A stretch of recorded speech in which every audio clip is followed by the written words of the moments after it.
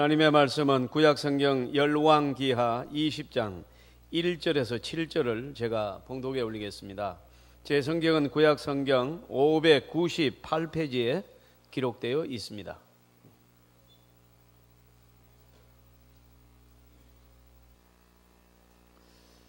열왕기하 20장 1절에서 7절 말씀을 봉독에 올리겠습니다. 그때 히스기야가 병들어 죽게 되매 아모스의 아들 선지자 이사야가 그에게 나와서 그에게 이르되 여호와의 말씀에 너의 집을 정리하라. 네가 죽고 살지 못하리라 하셨나이다. 히스기야가 나절 벽으로 향하고 여호와께 기도하여 이르되 여호와여, 구하오니 내가 진실과 전심으로 주 앞에 행하며 주께서 보시기에 선하게 행한 것을 기억하옵소서 하고 히스기야가 심히 통곡하더라. 이사야가 성읍 가운데까지도 이르기 전에 여호와의 말씀이 그에게 임하여 이르시되 너는 돌아가서 내 백성의 주권자 히스기야에게 이르기를 왕의 조상 다윗의 하나님 여호와의 말씀이 내가 네 기도를 들었고 네 눈물을 보았노라. 내가 너를 낫게 하리니 네가 3일 만에 여호와의 성전에 올라가겠고 네가 내 날에 15년을 더할 것이며 내가 너와 이 성을 아소르 왕의 손에서 구원하고 내가 나를 위하고 또 내 종 다윗을 위함으로 이 성을 보호하리라 하셨다 하라 하셨더라. 이사야가 이르되 무화과 반죽을 가져오라 하매 무리가 가져다가 그 상처에 넣으니 나으니라. 아멘. 본문은 우리 삶에 아주 큰 도전을 주는 그런 이야기입니다. 우리들이 세상을 살아가면서 어려운 일을 만났을 때 그리고 위기를 만났을 때 우리들이 어떻게 태도를 취해야 할 것인가에 대한 중요한 이야기가 기록되어 있습니다. 유다왕 히스기야의 이야기입니다. 그는 25세에 왕이 되었습니다. 그리고 29년 동안 왕으로 잘 나라를 다스렸습니다. 그리고 이제 이스라엘의 왕이라 그러면 우선은 이제 다윗 왕에 대한 이 스타 다윗 뭐 이런 걸 우리가 생각할 수 있는데요. 그러나 이 이스라엘 사람들이 가장 존경하는 왕 그러면 다윗만큼이나 히스기야를 드리는 히스기야가 아니에요. 제가 그 이유는 조금 이따가 말씀을 드리겠습니다. 자, 그러면은 여러분 왕으로 재위하고 있을 동안에 히스기야는 정직하게 정치를 하였고 종교도 놀랍게 이렇게 하나님을 섬기도록 개혁하였고 군사와 외교적으로도 탁월한 업적을 남겼습니다. 그래서 그에 대한 일생을 열왕기상, 이사야, 역대하 등 이 3서가 대서특필하고 있습니다. 그런데 이제 히스기야가 죄위 15년째 되던 해 큰 병이 발병을 하게 됩니다. 이제 7절에 보면 상처라고 되어 있습니다. 주석가들은 이 상처를 등창이었을 것이다 그렇게 말하고 있습니다. 일종의 이제 피부병입니다. 이게 이제 종기처럼 붉긋붉긋하게 나가지고요. 이게 아무렇지 않고 계속 깊이 썩어 들어가면서 온몸에 번지는 걸 말해요. 그러니까 여러분 이 상처가 악화되었습니다. 이때의 선지자 하나님의 종 이사야가 하나님의 음성을 듣습니다. 여호와께서 말씀하시기를 너는 네 집에 유언하라. 네가 죽고 살지 못하리라 하셨다.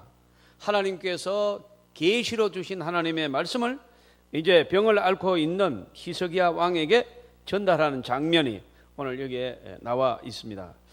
얼마나 여러분 마음이 불안합니까? 우리가 병원에 여러분 가서 검진을 기다리는 그 며칠간 모두가 다 좀 불안합니다. 예. 그리고 이 듣기도 싫은 그 조직 검사라는 말, 조직 검사를 하는 저도 위 내신경만 하면 떼네요. 조직 검사한다고 그래요.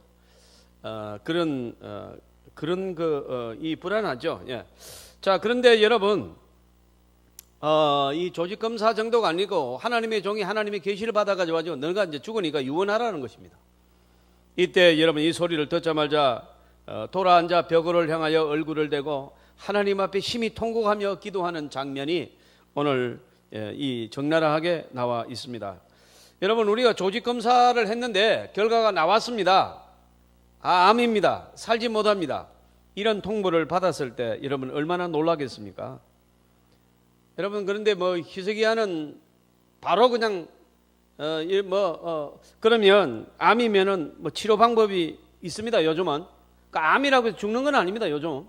예, 그렇지만은 히스기야는 그런 게 아닙니다. 하나님이 네가 죽는다고 유언하라는 것입니다.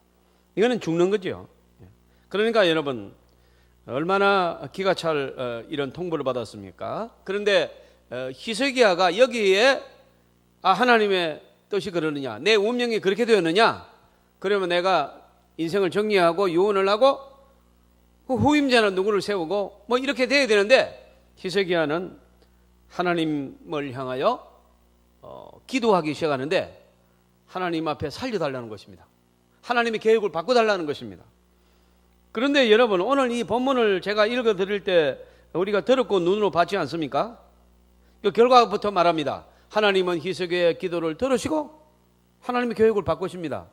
어느 정도로 빨리 바꾸느냐? 이사야가 지금 히스기야 왕이 죽는데 아멘나메르 왕이라도 저 좋으시는 분도 계시네. 이 죽을 때는 좀 심각하게 들으시길 바랍니다. 사람이 죽는 얘기를 하면 좀 이렇게 심각하게 듣고 그래야 해야 됩니다. 그럼 졸면 히스기야가 얼마나 섭섭하겠어요. 히스기야가 지금 보고 있을 텐데. 그러니까 여러분 보십시오. 어디까지 했어요? 예. 이사야가 죽는다. 당신 그래 유언하라. 그리고 이제 갔지요. 갔는데 그 즉시 벽을 향하여 얼굴을 대고 하나님 앞에 힘이 통곡하며 기도하며 하나님이여 이거를 바꿔달라는 겁니다. 살려달라는 겁니다. 이유는 두 가지 있는데 좀 이따 말씀드립니다. 그랬더니 이사야가 자기 집에 도착하기도 전에 하나님의 말씀이 다시 임합니다. 너는 다시 돌아가가지고 히스기야에게 전하라. 하나님의 말씀이 다시 임했는데 네가 살리라. 할렐루야. 그리고 예루살렘을 포위하고 있는 18만 5천 명의 아수르 군대가 예루살렘을 포위하고 있는 상태입니다. 지금 그 아수르의 군대에서도 너희를 보호해 주겠다는 것입니다. 이 두 가지 보너스로 하나 더 받았어요. 이렇게 여러분 적각해서 응답을 하시는 장면이 여기에 나와 있습니다. 그렇다면 여러분 성도의 고난은 하나님을 절실히 찾는 동기가 되는 줄 믿습니다. 성도의 고난은 고통으로 끝나지 않습니다. 성도의 고난은 저와 여러분에게 합동해서 유익하게 하실 줄로 믿습니다. 그렇게 하나님 안에서는 반드시 건강한 것만이 복이 아닙니다. 또한 형통한 것만이 또 좋은 것도 아닙니다. 때로는 하나님은 실패를 통해서도 나의 부족한 면을 통해서도 나의 질병을 통해서도 하나님은 우리에게 큰 복을 주시는 줄 믿습니다. 하나님 앞에 더 가까이 나가게 하고 또 여러분 좋은 결과를 주시도록 이렇게 역사하는 겁니다. 히스기야 왕은 몸에 종기가 깊어지자 내가 이러다 죽는 게 아닌가 하고 내심 굉장히 불안했을 때 당신이 유언이나 하십시오. 하나님이 죽는다고 했습니다. 이렇게 계시를 전달해 주었는데, 그런데도 그러지 않아도 불안한데 선지자가 와가지고 죽을 것이라고 했으니 얼마나 여러분 당황하고 놀라운 일입니까? 어느 목사님이 병원을 갔는데 의사가 이러더라는 겁니다. 이러다 죽습니다. 그래서 선생님 무슨 말씀이 그렇습니까? 이러다가 죽는다니요. 그러니까 무슨 얘기인지요? 이러니까 그만큼 위험한 상태라는 말입니다. 그렇게 여러분 말했다고 그래요. 그럼 여러분 의사들이 다 그렇지는 않지만은 참 거의 우리가 제가 경험한 의사 선생님들이 약간 참 섭섭한 거는 있습니다. 왜 그런 거 아니까 지금 병이 왔지만은 요즘 의술도 좋고 해서 나을 수도 있습니다. 상태는 좀 좋지가 않습니다. 이러면서 이게 소망과 함께 같이 이렇게 해야 되는데 유언하십시오. 한 달밖에 못 삽니다. 그리고 가버립니다 그냥. 그러니까 여러분 히스기야도 마찬가지입니다. 무슨 이사야가 하나님의 뜻을 정하는데 유언이나 하십시오. 그리고 돌아갑니다. 사랑하는 성도 여러분, 우리는 이 히스기야의 이 장면을 봅니다. 이 말을 듣자마자 돌아서서 통곡을 하며 기도하기 시작하는데 왕의 세면도 없고 그런 것도 없고 여러분 하나님 앞에 간절하게 정말로 절실하게 기도하는 모습을 볼 수가 있습니다. 사랑하는 성도 여러분, 이제 우리에게 고난이 왔다는 것은 우리는 영적으로는 사실은 복입니다. 육신의 고통, 정신적인 걱정은 약간 겪습니다. 그러나 여러분 우리가 하나님 앞으로 돌아갈 수 있는 유일한 기회가 되는 줄 믿습니다. 고난 당하기 전에는 우리가 하나님 앞에 간절히 기도가 안 돼요. 그렇게 안 됩니다. 그러나 고난이 오면요, 하나님 앞에 간절하게 기도가 되고 말했던 하나님이 가까워지게 되고 또 희미했던 하나님의 얼굴이 분명하게 보이는 영안이 열리게 되는 줄 믿습니다. 그래서 여러분, 성도의 고난은 일종의 복이라고 신학자들은 해석을 하는 것입니다. 고난으로 망하면 그건 복이 아니죠. 그렇게 말하면 안 되죠.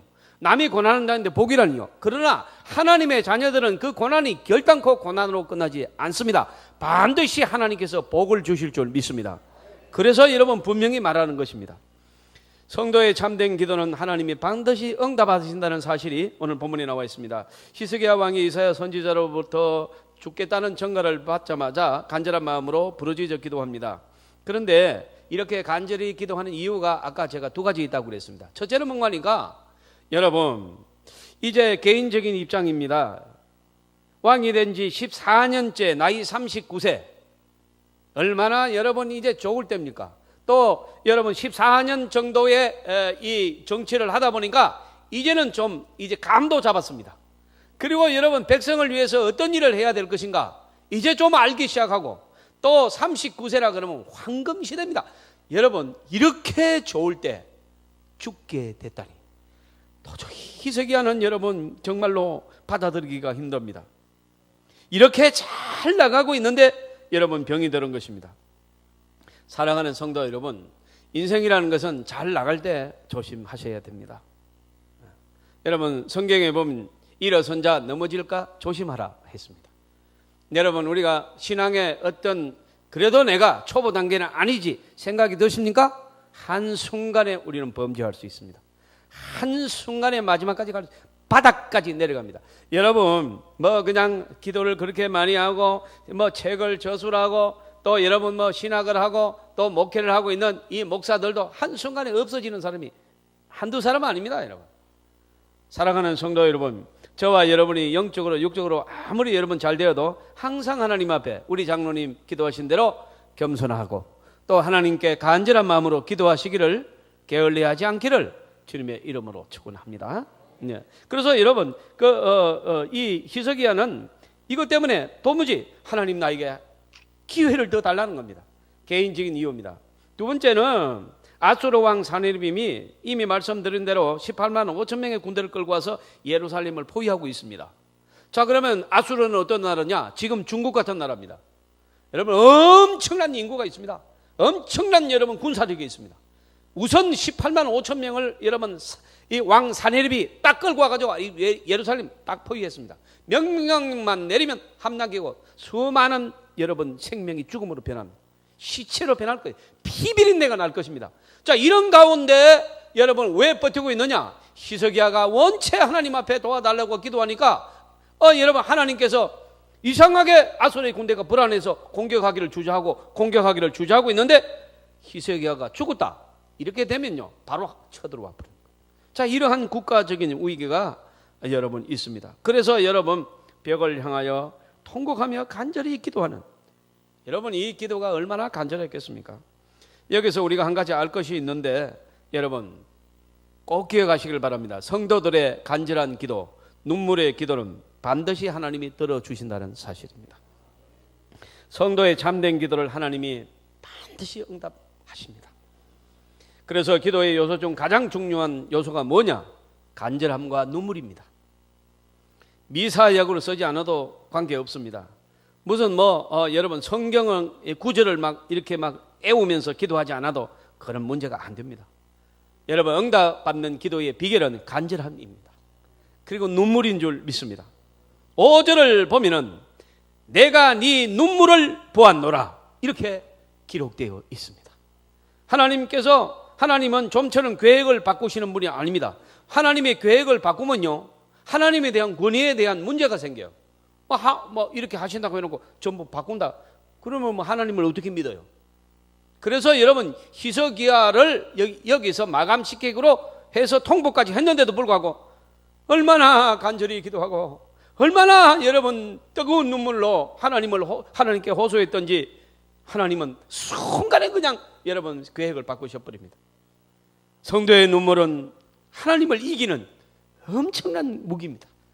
사랑하는 성도 여러분, 어렵습니까? 여러분 불가능합니까? 간절히 기도하시기를 주님 여러분 축원합니다. 눈물 흘리며 기도할 때 하나님께서 역사하신다는 사실을 보여준 겁니다. 바로 이 사건을 우리에게 보여주면서 너희도 이와 같이 하라, 바로 이런 것입니다. 히스기야는 25세의 왕이 되었습니다. 39세에 발병했습니다. 기도함으로 15년을 연장받게 되었습니다. 그리고 29년을 왕으로 죄위하면서 명성을 떨치게 되었습니다. 그래서 후대 사람들이 유다 왕 중에서 히스기야 왕을 최고로 여깁니다. 다윗과 같이 최고로 여긴다.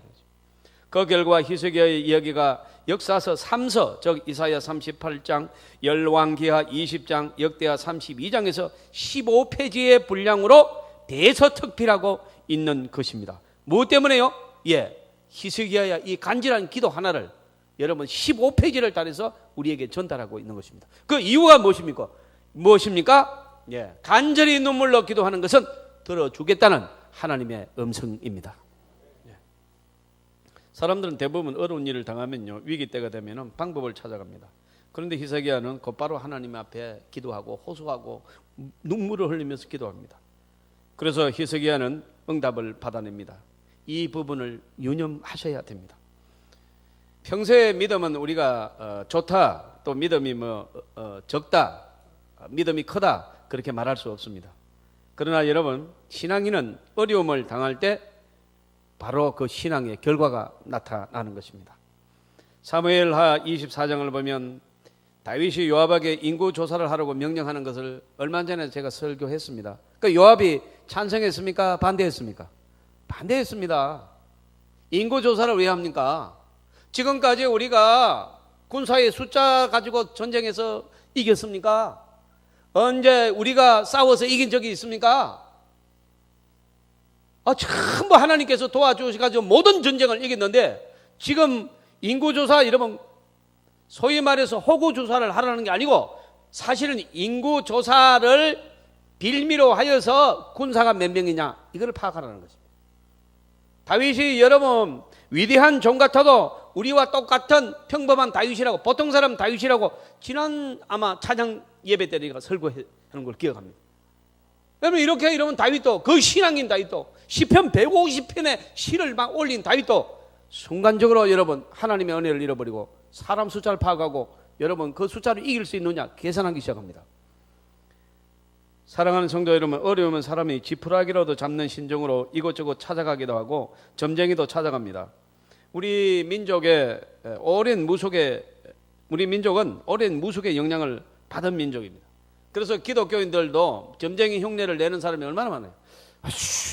이 뱀 지나가는 소리 했었고 이렇게 떱니다. 또 이렇게 떨면서 막 아는 척하고, 이 무당길을 못 버린 거예요. 무당길을 아직도. 세상에 이거 그렇게 누추한 모습을 너 따라 할 게 없어서 무당을 따라 하는 거예요? 무당을 따라해요?